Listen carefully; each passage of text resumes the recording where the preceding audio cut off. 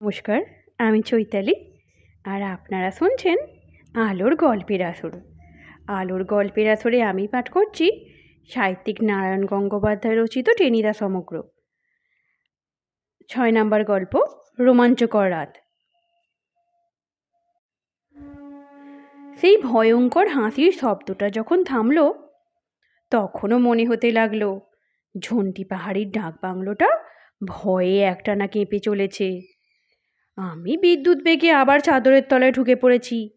সাহসী ক্যাবলাও এক লাফে উঠে গেছে তার বিছানায়। আমার হাত পা হিম হয়ে এসেছে, দাঁতে দাঁতে ঠকঠকানি শুরু হয়েছে। যতদূর বুঝতে পারছি, ক্যাবলার অবস্থাও বিশেষ সুবিধের নয়। প্রায় 10 মিনিট। তারপর ক্যাবলাই সাহস ফিরে পেল।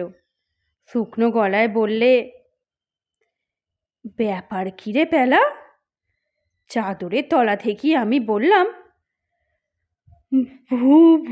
ভূত। ক্যাবলা উঠে বসেছে। আমি চাদরের তলা থেকে মিটমিট করে ওকে দেখতে লাগলাম। ক্যাবলা বললে, কিন্তু কথা হলো, ভূত এখানে খামোকা হাসতে যাবে কেন? ভুতুড়ে বাড়িতে ভূত হাসবে না তো হাসবে কোথায়? তারও তো হাসবার একটা জায়গা চাই। আমি বলতে চেষ্টা করলুম। ক্যাবলা মাথা চুলকে বললে, তাই বলে মাঝরাতে অমন করে হাসতে যাবে কেন? লোকের ঘুম নষ্ট করে অমন বিটকেল আওয়াজ ঝাড়বার মানে কি? আমি বললুম, ভূত তো মাঝরাতেই হাসে, নইলে কি দুপুরবেলা কলকাতার কলেজ স্কোয়ারে বসে হাসবে নাকি? ক্যাবলা বললে, তাই তো উচিত, তাহলে অন্তত ভূতের সঙ্গে একটা মোকাবিলা হয়ে যায়। তা নয়, সময় নেই অসময় নেই যেন হাহা শব্দরূপ আউড়ে গেল, হাহা হাহা হাহু হাহা। আচ্ছা পেলা, ভূতের যখন তখন এরকম যাচ্ছে তাই হাসি পায় কেন বল দেখি? আমি চটে গিয়ে বললুম, তার আমি কি জানি? তোর ইচ্ছে হয় ভূতের কাছে গিয়ে জিজ্ঞেস করে আয় না। ক্যাবলা আবার ঝুপ করে নেমে পড়ল ঘাট থেকে। বললে, তাই চল না পেলা, ভূতের চেহারাটা একবার দেখিয়ে আসি গে। সেই সঙ্গে কথাও বলে আসি যে আপাতত এ বাড়িতে 4টি ভদ্রলোকের ছেলে এসে আস্তানা নিয়েছে। এখন রাত দুপুরে ওরকম বিটকেল হাসি হেসে তাদের ঘুমের ব্যাঘাত করা নিতান্ত অন্যায়। বলে কি ক্যাবলা? আমার চুল খাড়া হয়ে উঠল। খেপেছিস নাকি তুই? খেপবো কেন? বুকের পাটা আছে বটে ক্যাবলার। একটুখানি হেসে বললে, আমার কি মনে হয় জানিস, ভূতও মানুষকে ভয় পায়। কি বকচিস দাদা?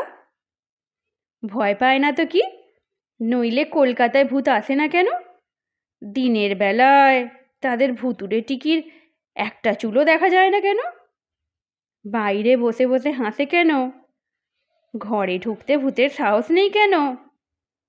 আমি আঁতকে উঠে বললুম, রাম রাম, ওসব কথা মুখে আনিস নি ক্যাবলা। হাসির নমুনাটা একবার শুনলি তো এক্ষুনি হয়তো দুটো কাটা মুন্ডু ঘরে ঢুকে নাচতে শুরু করে দেবে। ক্যাবলাটা কি ডেঞ্জারাস ছেলে, পটাং করে বলে ফেললো, তা নাচুক না। কাটা মুন্ডুর নাচ আমি কখনো দেখিনি, বেশ মজা লাগবে। আচ্ছা, আমি 1, 2, 3 বলছি, ভূতের যদি সাহস থাকে তাহলে 3 বলার মধ্যেই এই ঘরে ঢুকে নাচতে আরম্ভ করবে। আই চ্যালেঞ্জ ভূত। 1, 2। কি সর্বনাশ করছে কি ক্যাবলা! ভূতের সঙ্গে চালাকি! ওরা যে পেটের কথা শুনতে পায়। ভয়ে সিঁটিয়ে গিয়ে আমি চাদরের তলায় মুখ লুকোলুম।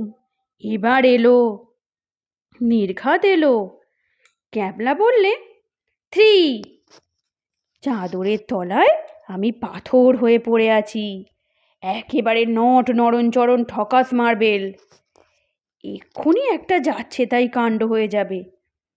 এলো, ওই এসে পড়ল। কিন্তু কিছুই হলো না।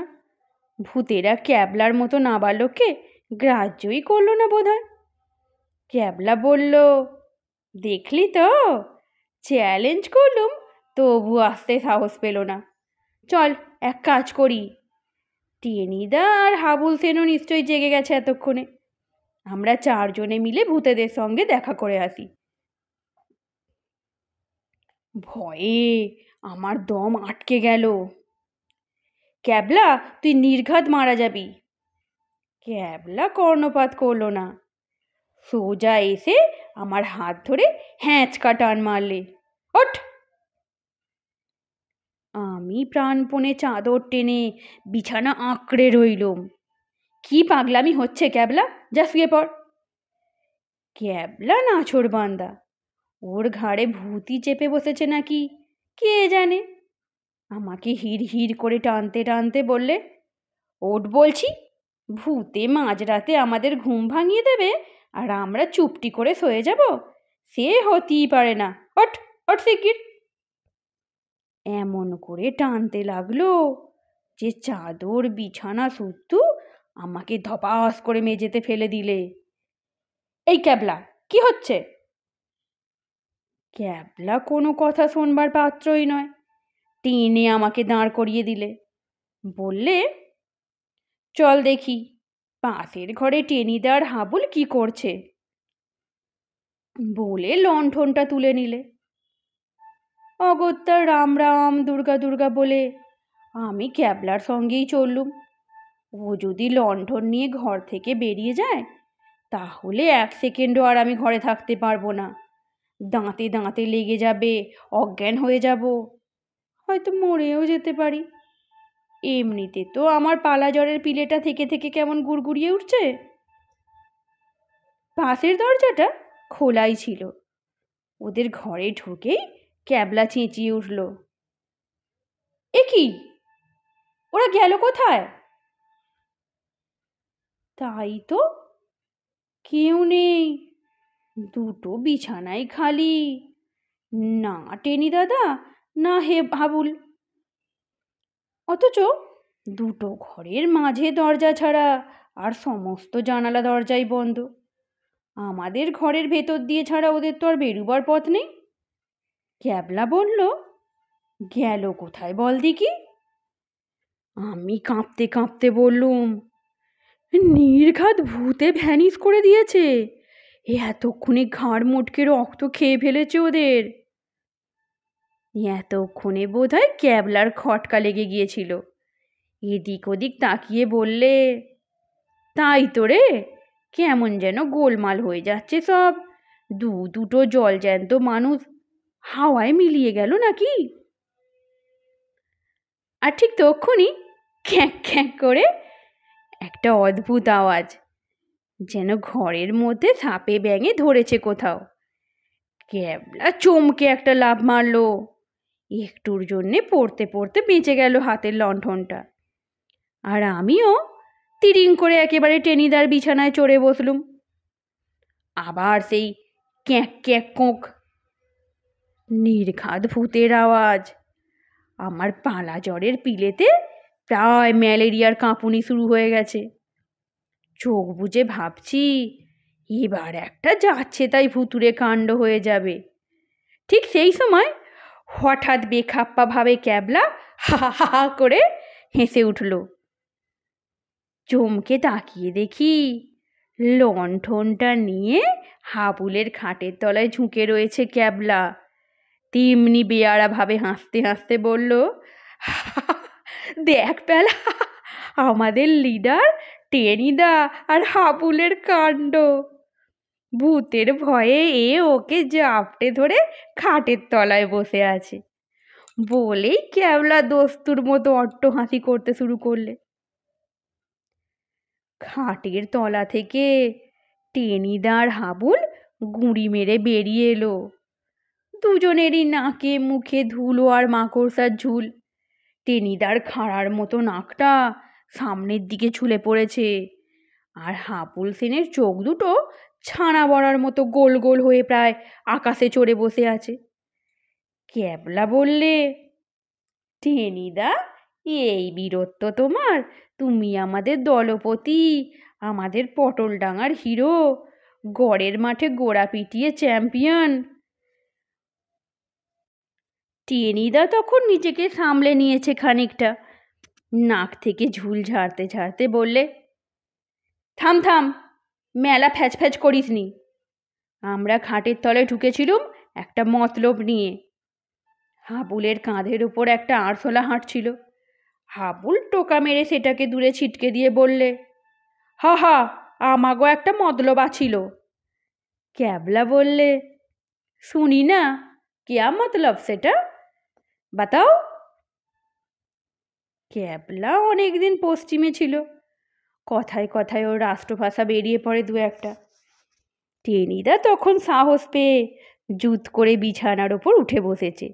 বেশ ডাঁটের মাথায় বললে, বুঝলি না, আমরা খাটের তলায় বসে ওয়াচ করছিলুম, যদি একটা ভূতরুত ঘরের মধ্যে ঢোকে। হাবুল টেনিদার মুখের কথা কেড়ে নিয়ে বললে, তখন দুইজনে মিল্লা ভূতের পা ধইরা একটা হ্যাঁচকা টান মারুম, আর ভূতে।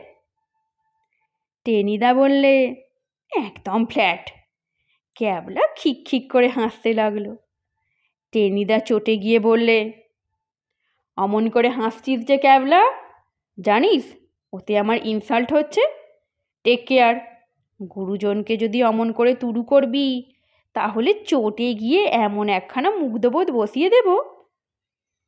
টেনিদা বোধ হয় ক্যাবলার নাকে একটা মুগ্ধবোধ বসাবার কথাই ভাবছিল।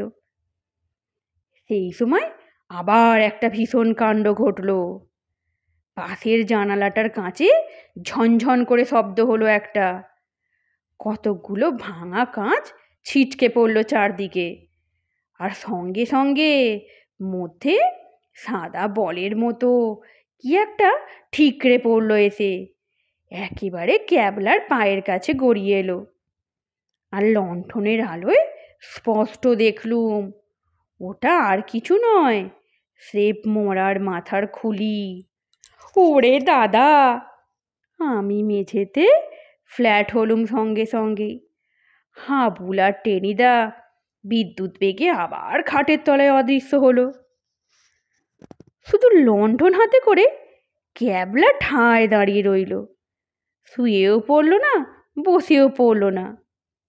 সঙ্গে সঙ্গে আবার সেই পৈশাচিক অট্ট হাসি উঠল। সেই হাসির সঙ্গে থরথর করে কাঁপতে লাগলো ঝন্টি পাহাড়ের ডাক বাংলো। আজকের গল্প এই পর্যন্তই। গল্প পাঠ কেমন লাগছে কমেন্টসে জানাতে ভুলবেন না। ধন্যবাদ।